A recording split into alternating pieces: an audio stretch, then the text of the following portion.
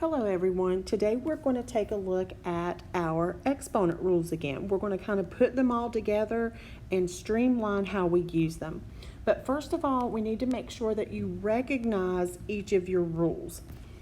The power rule, and in this case I'm just going to use variable or letter bases, but remember this works for numbers too. So if I had x to the third power times, or to the second power, the power rule says keep the base, multiply the exponents. You should be able to say that now, okay? Next, if we have x to the second times x to the third, that is the product rule. When you multiply two things like this, the rule says keep the base, add the exponents. 2 plus 3 is 5. The quotient rule, if you'll remember, looks like this. And the quotient rule says keep the base, subtract the exponents. So 4 take away 3 is 1. And remember, if the exponent is 1, we can make it invisible.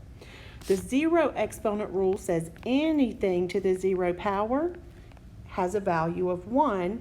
And last but not least, the negative exponent rule, like let's say we have x to the second power, says find the reciprocal of the base and make the signs positive. Well, now we're going to streamline, again, as I said before, how we use these rules.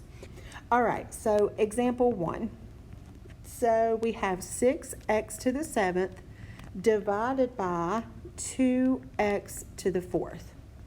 The first thing we're going to do every single time is look at our coefficients or our front big numbers. And ask, can they be reduced? Well, yes, both of these are divisible or evenly divisible by 2. So let's rewrite our fraction bar. 6 divided by 2 is 3, and 2 divided by 2 is 1. And I'm just going to make it dotted because if it's 1, you can make it invisible. Now listen to how I talk about my x's. I notice there are 7 x's on top and 4 x's on the bottom. Well, that's the quotient rule. We know that the quotient rule says to subtract. Here's how I do that. Where do you see more x's? 7 on top, 4 on bottom, there's more x's on top. How many more? Well, 7 minus 4 is 3. So since there's nothing on the bottom but 1, I can write my final answer as 3x to the third power.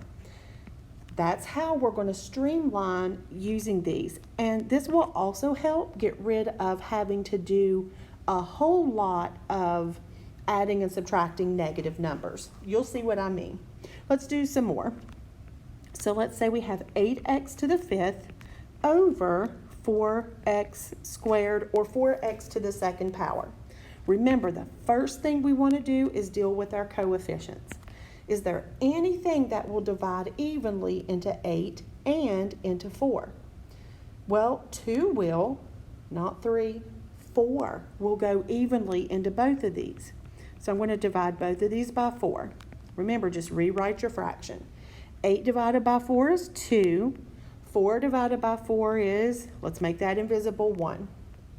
Now let's take a look at our x's. I have x to the 5th on top, x to the 2nd on bottom. Where do you see more x's? I see more x's on the top, so I put my x on top. How many more? Well, 5 minus 2 is 3. There's nothing left on the bottom but a 1, so I can make that invisible. And my final or simplified answer is 2x to the third power. Number 3. So let's step it up a little bit more. Let's add some negative exponents in there. So I'm going to say, what is 3m to the negative 4th power divided by m to the third power? Well, deal with your numbers, your big numbers or your coefficients first. I only have a 3 on top and a 1 on bottom. Oops. So I'm going to rewrite that and leave the 3 on top. Now let's look at our m's. I have m to the negative 4th and m to the 3rd. Look up here. How do we get rid of negative exponents? We take the reciprocal. Well, here's how we're going to handle that in these problems. If the negative exponent's on top, we're going to move it to the bottom. So now this becomes, and then make the exponent positive. If the negative's on the bottom, we're going to move it to the top of the fraction and make it positive. Look at how much easier this is going to make it for us. Now look at the bottom. Now I have the product rule, so I keep the base, add the exponents. So my final answer is 3 over m to the 7th power. I want to try to avoid dealing with negatives as much as possible, so I move them on top or bottom. Let's try another one. So let's say we have 24x to the 6th power over 12x to the negative 8 power. I always start with my numbers up front. Equals and draw your line. 24 and 12. What will divide evenly into 24 and 12? Well, they're both divisible by 2. They're both divisible by 3, 4. 6 will go into both of them. But look at this. 12 will go into both of these as well. So we want to get it as simplified as possible. That's why we're doing all of this anyway, is to simplify our answers. So 24 divided by 12 is 2. 12 divided by 12 is 1. So let's make that invisible. Now let's look at our x's. I have 6 on the top and I have negative 8 on the bottom. We cannot have negative exponents. So since it's on the bottom, I'm going to move it to the top. So this becomes x to the 6th times x to the negative 8th becomes x to the 8th. And watch this. Now, you see how that's divided by 1? I can get rid of that. I can just simplify. This becomes 2, and then I have the product rule, so keep the base of x, and 6 plus 8 is 14. So my final answer is 2x to the 14th. And technically it's this, because see I had that divided by 1, but anything divided by 1 is itself. That's why I made that invisible. Let's keep going. Let's keep practicing. So let's just add some more parts. Use the same ideas, just with more letters. 2x to the 4th, y to the negative 4th, over 8x to the 7th, y to the 3rd. So the first thing I do is simplify my coefficients, or my numbers up front. What will divide evenly, or will anything divide evenly into 2 and 8? Absolutely. Both of those are divisible by 2. 2 divided by 2 is 1. 8 divided by 2 is 4. Now let's take care of our x's. I have 4 x's on top, 7 x's on bottom. Where are there more? There are more x's on the bottom. How many more? 7 minus 4 is 3. Look at that. Now let's look at our y's. Now what I notice with my y's is I have a negative exponent. So that means if it's on top, I'll move it to the bottom. So that becomes y to the 3rd times y to the 4th. So let's simplify. Now that 1 on top, I've got to darken that in because there's nothing else up there. So let's make that 1 darker. 1 over 4 x to the 3rd. And look at this part right here. That's the product rule. See how they both have y's? So that's y to the product rule says keep the base, add the exponents. 3 plus 4 is 7. So my simplified answer is 1 over 4x to the 3rd, y to the 7th. Let's keep going. So let's see. I've got another one here. 4m to the 4th. Let's add even another letter. N to the 3rd, p to the 3rd, over 6m squared, n squared, p to the 4th. First, we want to simplify our coefficients up front. It's like we're simplifying a fraction. So I have 4 and I have 6. I always start with 2, and then I go, will 2 go into it? Will 3 go into it? Will 4 go into it? I go up as high as I can. So start with 2. Does 2 go into 4 and 6? Yes, and that's the biggest number. So 4 divided by 2 is 2. 6 divided by 2 is 3. Now let's deal with our letters, one letter at a time. So look at your m's. Where do you have more m's? You have 4 m's on the top, 2 on the bottom. I've got more on the top. How many more? 4 minus 2 is 2. Now let's look at the n's. I have 3 on top, 2 on bottom. Where do I have more? On the top. How many more? Well, 3 minus 2 is 1. I don't need to put that 1. I can leave it invisible. Now let's look at the p's. I have 3 p's on top, 4 p's on the bottom. Where do I have more? On the bottom. How many more? Well, 4 take away 3 is 1. So my simplified answer is 2m squared n over 3p. Look at number 7. So in number 7, we have 2m to the negative 4th divided by, in parentheses, 2m to the negative 4th to the 3rd power. So now I see the power rule. So there's nothing I can do to the top just yet. Remember, if possible, we want to do our parentheses first. So that means I got to multiply all the exponents inside the parentheses by 3.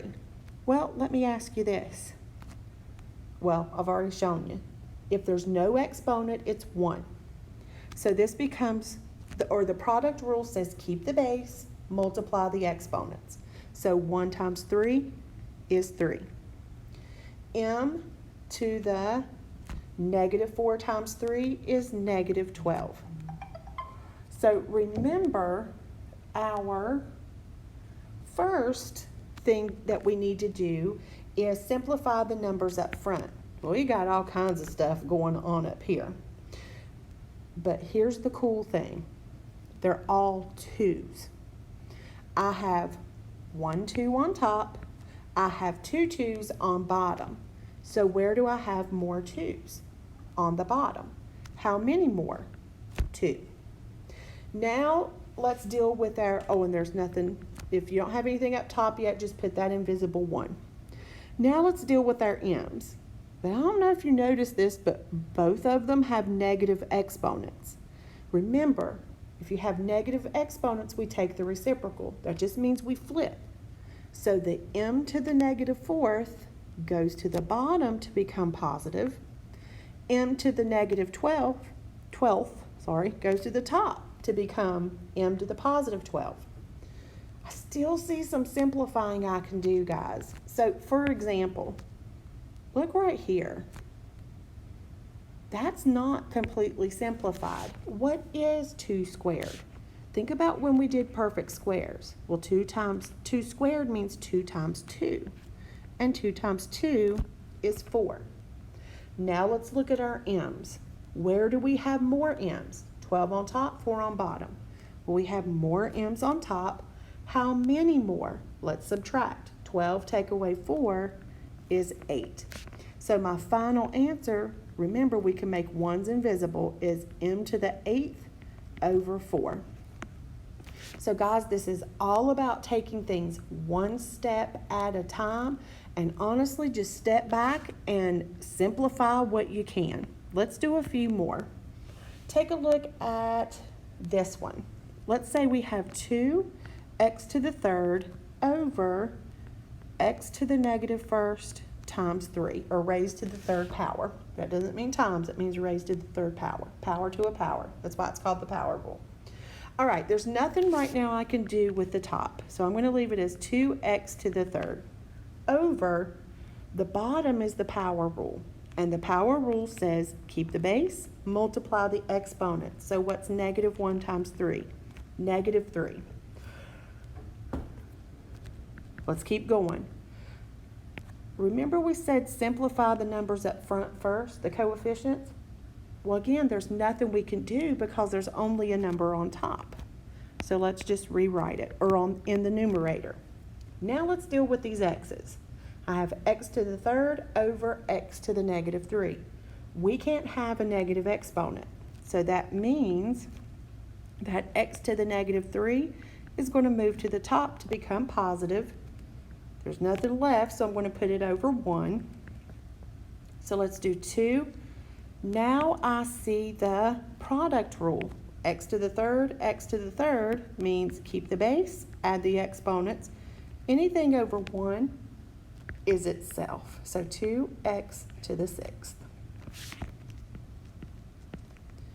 Okay, and I think we have one more for us to try. Now we're going to put several more things together. So on top, I want you to have x to the negative 3 to the 4th power times x to the 4th over 2x to the negative 3rd power. What do we always start with? The big numbers up front. But there's nothing to reduce here, so I'm just going to rewrite that 2 and actually the x to the negative 3. If you look at the top, I notice the power rule and the product rule. What do we do first? The product rule. So I'm going to go ahead and write times x to the 4th because we're not going to do that just yet. The power rule says keep the base, multiply the exponents. So negative 3 times 4 is negative 12. I'm going to also go ahead and, because I don't like dealing with negative exponents, I'm going to flip this x and this x because I like to just be able to add my exponents. So let's draw our bar. So x to the negative 12th goes to the bottom to make it positive, and x to the negative 3 goes to the top to make it positive. Now watch this. All I have to do to simplify is on top, that's the product rule, keep the base, add the exponents. On the bottom, I have 2x to the 12th. I see one more thing I can do to simplify. I see the quotient rule. So what I'm going to do, keep that 2 on the bottom. Now, I can write a 1, and I'm going to tell you why. I notice when I say, where do I have more x's? On the bottom. How many more? 12 take away 7 is 5. I notice the 1 or the top of my fraction is empty, so I put the 1 up there.